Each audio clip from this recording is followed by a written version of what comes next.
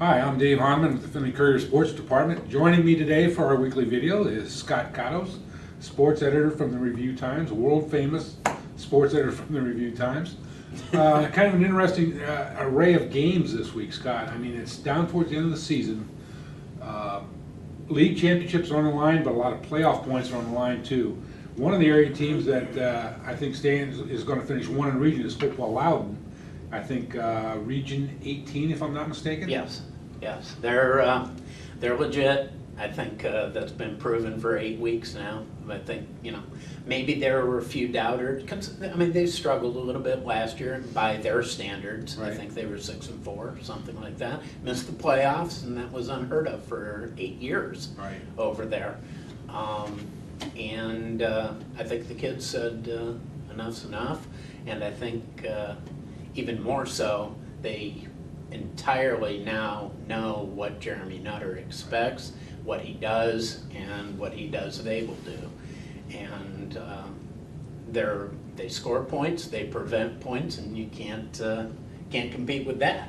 Kind of a real statement game for him last week. Carey came in, big, strong, wishbone Carey that's going to pound the ball, and they beat them after getting trashed by him last year. Mm-hmm. I thought that really made a statement on what Hopewell's going to be doing this year.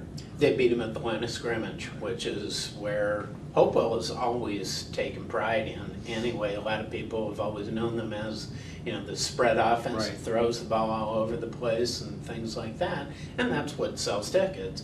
But they have always been nasty up front and just able to control the line of scrimmage. That with that spread offense, they've always had a running game. They do again this year with their quarterback, Tyler Tyree, and away they've gone. So, two other teams, and talk about, this is your neck of the woods and everything, two teams that have been down for quite a while, the two Fostoria teams, Senior and St. Wendland. Fostoria Senior now has won 3 out of 4, and I think they're up to 4-4 or 3-5.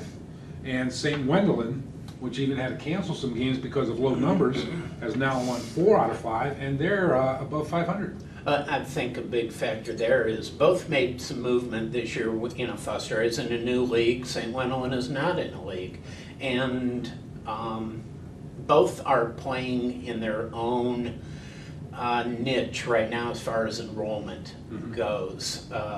People still think of Big Bad Fostoria. It's not Big Bad Fostoria. They're middle of the pack in the league they're in now, which is essentially the old Suburban Lakes League. Right. And even for being middle of the pack enrollment wise, they have the smallest roster in football in the league, which is hard to imagine, but it is what it is.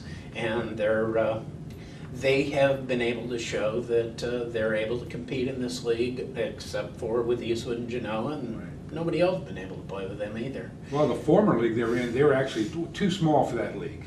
Right, The Northern Ohio League. And they did pretty well for what they had. Even their last year in that league, they won a couple of league games in there, and they were very competitive for the most part in most sports there. They were also blessed in a few sports to have some very exceptional athletes. Oh, yeah. You don't get a John or Jake Diebler coming through, or a Micah Hyde or Marcus Hyde going through every especially in a community that size. They've been very fortunate in that way, but those days may be over, and they're in the right place right now. Some talented athletes for sure came through there. Some other talented athletes you're going to be covering soon this week. Volleyball sectional start. Volleyball is a big sport in Northwest Ohio. Some good teams in your area. New Rigo, I think, is state ranked. Yes. Some of the other teams that are good.